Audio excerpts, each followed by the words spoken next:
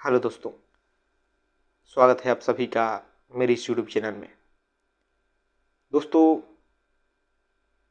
इस वीडियो में हम बात करेंगे कि आत्मज्ञान के लिए क्या ज़रूरी है, किस प्रकार हम जीवन में आगे बढ़ें, किस प्रकार हम जीवन को देखें जिससे कि हम आत्मज्ञानी हो सकें, हम खुद को जान सकें, हम सत्य को उपलब्ध हो सकें, हम उस परम तत्व को जान सकें। क्या विधि है दोस्तों? बहुत सारी विधियों को आपने सुना होगा, जाना होगा, बहुत सारे लोग बताते हैं।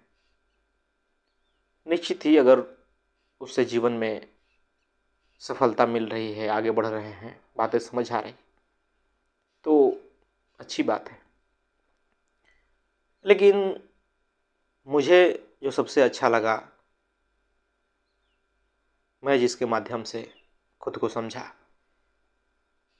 जो मददगार साबित हुई मुझे समझने में अपने आप को,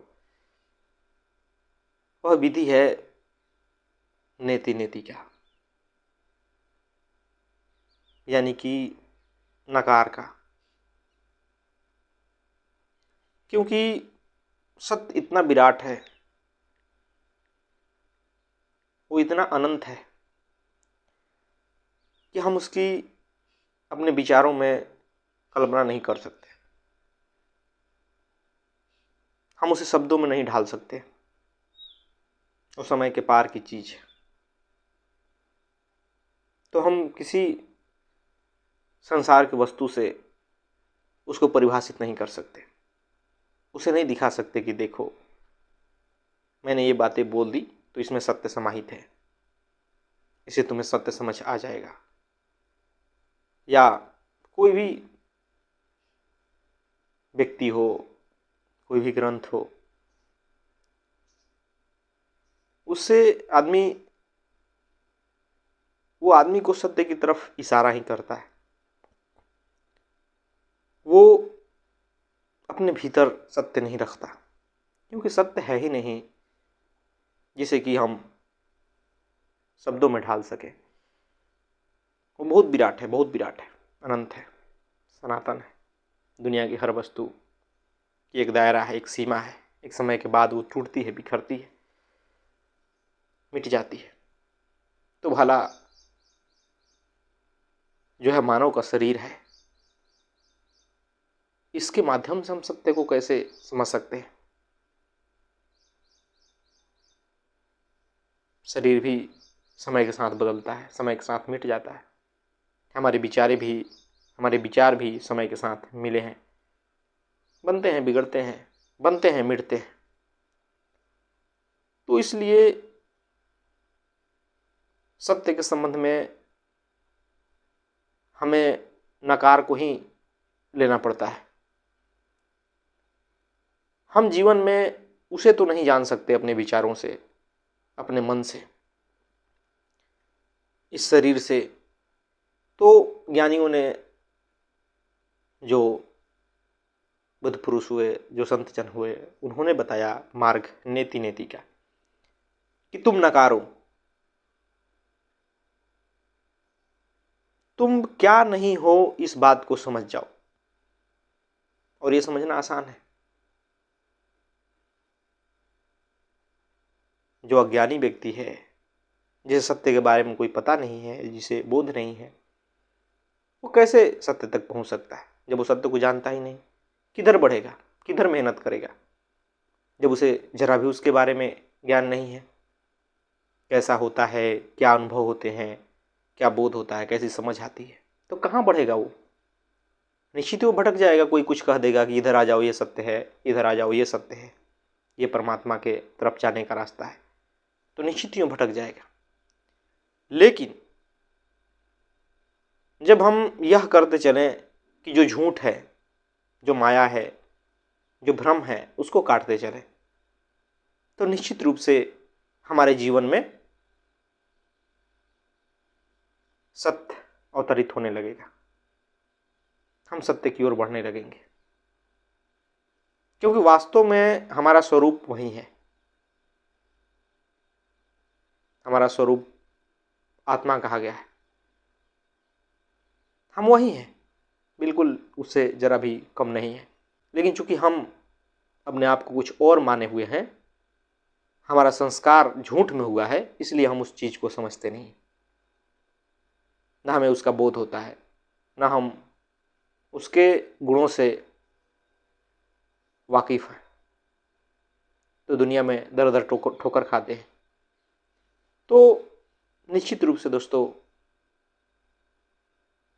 उसे जानने के लिए, उसे समझने के लिए तो वही हमें बनना पड़ेगा। और वो बनने के लिए जरूरी है कि हम अपने जीवन से तमाम झूठ को हटा दें, हम नकारें, नेति नेति करें। नेति नेति का मतलब ये भी नहीं, वो भी नहीं। हम स्वयं से प्रश्न करें कि क्या मैं शरीर हूं? तो देखेंगे, जब ये प्रश्न करेंगे अपने आप से, तो आप साफ साफ देखेंगे कि शरीर की एक सीमा है। शरीर जन्म लेता है, शरीर की मृत्यु होती है। शरीर एक खास टेम्परेचर में रहता है, शरीर को भूख सताती है। शरीर में और कई प्रकार की चीजें हैं जो संसारिक है, लेकिन सत्य तो अनंत होता है, उस समय के दायरे के बाहर होता है। तो निश्चित रूप से आप कह सकते हैं कि नहीं, मैं शरीर नहीं हूं। और उसी प्रकार हम अपने मन को देखेंगे, क्या मैं मन हूं?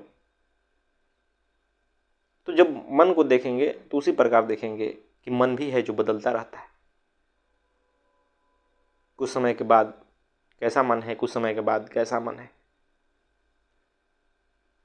जो मन के अनुरूप चीजें दिखाई देती है तो मन प्रसन्न हो जाता है, मन के विरोधाभास में चीजें दिखाई देती है तो मन दुखी हो जाता है, या उसके अनुरूप कुछ नहीं होता है तो वो दुखी हो जाता है।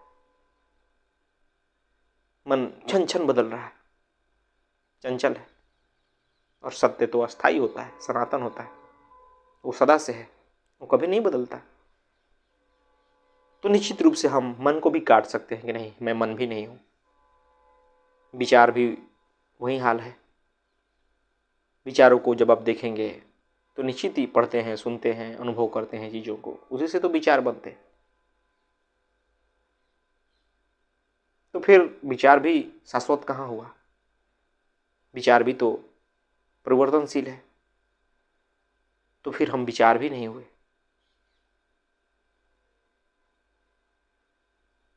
और जो भी चीजें हैं आपके जीवन में, जब मान लीजिए कि किसी से आप रिश्ते में हैं, किसी के भाई हैं, बहन हैं, किसी के पिता हैं, किसी के माता हैं, किसी के पत्नी हैं, किसी के जो भी रिश्ते में हैं आप, अब वहाँ देखेंगे क्या सच में आप वही हैं? तो निश्चित ही देखेंगे कि नहीं, वो भी रिश्ते जो हैं वो जन्म के साथ मिले हुए हैं, तो यहाँ आकर दुनिया में बने हैं। फिर वो भी शाश्वत कहाँ हुए? शाश्वत नहीं हुए वो भी। तो फिर मैं वो कैसे हो गया? वो तो इस संसार में होने से मेरी वो पहचान है। जो भी आप काम करते हैं, बिजनेस करते हैं, फिर उस पर देखिए कि क्या वो शाश्वत है, क्या वो समय के परे है, क्या वो अनंत है। तो वहाँ देखेंगे तो आपको लगेगा कि नहीं, ये भी नहीं है, ये भी समय के साथ मिला है, समय के साथ चला जाएगा, छीन लेगा समय। उसमें वो अनंतता कहाँ है जो सत्य में होनी चाहिए? और दोस्तों निश्चित ही जब हम अपने जीवन को इस प्रकार काटते जाते हैं, जो हमारे जीवन में है उसको हम इस प्रकार नकारते जाते हैं, तब इस प्रकार नकारते नकारते एक दिन हम अपने जो भीतर झूठा अहंकार बैठा है उसको भी नकार देते हैं। और जैसे ही आप अपने अहंकार को नकारते हैं, वैसे ही आपके भीतर सत्य का फूल खिलता है, वैसे ही आप समझ जाते हो कि सत्य क्या है। लेकिन थोड़ा भी आपके भीतर अभी वो अज्ञान है, अंधकार है, वो अहंकार है, तो वो बात समझ नहीं आएगी। और हमारे हाथ में सिर्फ इतना ही है कि हम अपनी सफाई करें बिना किसी इच्छा के। हमारे भीतर ये भी इच्छा नहीं होनी चाहिए कि हमें सत्य चाहिए, क्योंकि जब भी हम इच्छा करेंगे तभी उस झूठे अहंकार को बल दे देंगे। क्योंकि इच्छा करने वाला आखिर कौन है? निश्चित ही आपके भीतर का मैं है। नहीं, वो भी नहीं करना है। हमारे हाथ में सिर्फ और सिर्फ एक ही काम है, हमें सिर्फ और सिर्फ एक ही काम करना है कि हमें अपने मन की सफाई करना है। हमें बस नेति नीति करना है। बस हमें ये करना है कि मैं ये भी नहीं हूं, मैं वो भी नहीं। जो नहीं है उस चीज को कर डालना है, उस चीज को हटा डालना है। जैसे कि एडिसन ने जब बल्ब की खोज की तो कहा जाता है कि उसने लगभग 10,000 विधियों को ट्राई किया, 10,000 विधि आजमाया और फिर भी हतोत्साहित नहीं हुआ।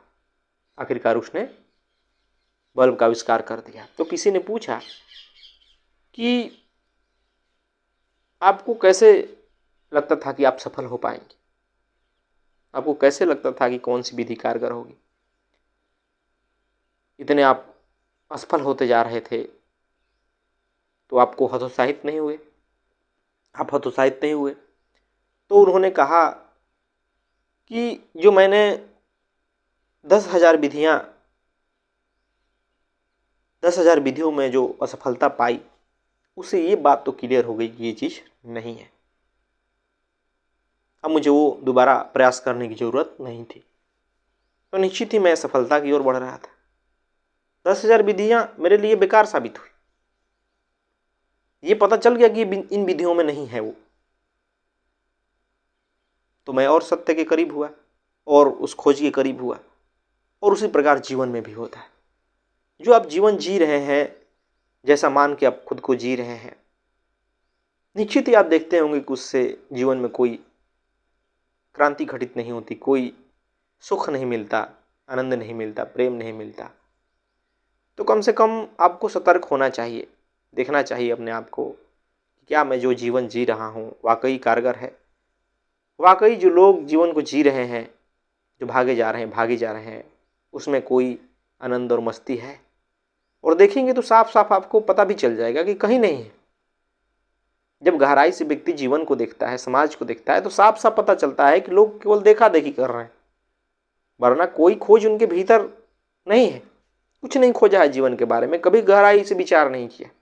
क्योंकि जो गहराई से विचार करेगा ना, वो साफ नकार देगा उन चीज़ों को जो लोग करते चले जा रहे हैं, और कुछ जीवन में परिवर्तन भी नहीं हो रहा है। ना आंतरिक परिवर्तन हो रहा है, ना बाहरी परिवर्तन हो रहा है, साफ नकार देंगे। लेकिन चूंकि आदमी जीवन को गहराई से देखता नहीं, गहराई से समझता नहीं, इसलिए उससे तमाम बेचैनियां हैं, इसलिए उससे सत्य इतना दूर होता है। नहीं तो सत्य तो भाई उसकी पहचान है। सत्य कहीं दूर की बात नहीं है, सत्य उसकी अपनी पहचान है। उसे परमात्मा ने वहीं बनाकर भेजा था, लेकिन तमाम तरह के झूठों से वो अपने आप को, तमाम तरह के झूठ से एक आवरण वो बना लिया है।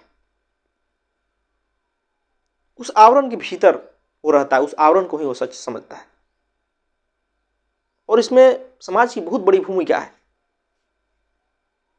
जो आसपास समाज है, जो परिवार है, जो शिक्षा है, उसकी बहुत बड़ी भूमिका है उस आवरण को बनाने में। तो निश्चित ही बहुत बड़ी ऊर्जा की जरूरत होती है उस आवरण से बाहर निकलने के लिए। बहुत साहस की जरूरत होती है, बहुत बल की जरूरत होती है, क्योंकि बार बार आप गिरेंगे, बार बार ऊब महसूस होगी। ये पथ ऐसा है कि यहाँ आपको ऊब भी महसूस होगी, बार बार आपको अंधकार दिखाई देगा कि आगे कुछ भी नहीं है। जब आप सब चीज़ को नकारते चले जाएंगे तो आपका जो आधार बना हुआ है वो तो ढहेगा। आपको लगने लगेगा कि भाई जब कुछ है ही नहीं तो मैं क्या हूं। निश्चित ही आपको लगेगा। फिर जीवन का उद्देश्य क्या है, जीने का मतलब क्या है? आप निराशा में भी पड़ सकते हैं, लेकिन नहीं, आपको सिर्फ और सिर्फ यही करना है, नेति नेति नकार। श्रद्धापूर्वक बस जीवन को जीते जाना है। और एक दिन होगा कि वो द्वार खुलेगा, आपको सत्य समझ आएगा, आप उसमें स्थित होगे और फिर देखना जीने का ढंग क्या होता है। तो जो आपके हाथ में है वो करें, जहाँ तक आपकी पहुँच है वो करें। सत्य तक पहुँच नहीं है, कोई बात नहीं, झूठ तक तो पहुँच है, झूठ को तो आप देख सकते हो ना, वह झूठ को देखें और उसे हटाएं। जी झूठ को आप देख लोगे, निश्चित ही वहाँ से आप हट जाओगे या उसे अपने जीवन से हटा दोगे। और झूठ को हटाते हटाते हटाते हटाते निश्चित रूप से एक समय ऐसा आएगा कि आप सत्य को देख पाओगे, आप सत्य में स्थित हो पाओगे, आपको सत्य का बोध होगा, आप समझ पाओगे कि आनंद का स्रोत क्या है, कहाँ है। और फिर उसके बाद से जीवन कुछ और हो जाता है, देखने का ढंग, जीने का ढंग, सब कुछ बदल जाता है। निश्चित ही जो आत्मज्ञान चाहते हैं, जिन्हें आत्मज्ञान चाहिए, वो इस मार्ग से भी आगे बढ़ सकते हैं, नेति नेति के मार्ग से। उपनिषदों का दिया मार्ग है, जो उपनिषद के ऋषि थे उन्होंने कहा, और निश्चित रूप से यह आज के समय में भी कारगर है। भक्ति पर आपका अविश्वास हो सकता है, कर्म पर अविश्वास हो सकता है, और भी जो तमाम तरह के विधियां दी जाती है उस पर अविश्वास हो सकता है, क्योंकि आज ज़माना शिक्षित लोगों का है, तार्किक लोगों का है। और निश्चित ही तार्किक और शिक्षित लोगों के लिए यह मार्ग बहुत कारगर है कि आप झूठ को काटते चलें। आपकी तार्किकता यहाँ दिखाएं कि आप झूठ को काट रहे हैं। झूठ को काटते काटते निश्चित ही आप सत्य तक पहुँच जाएंगे। धन्यवाद दोस्तों।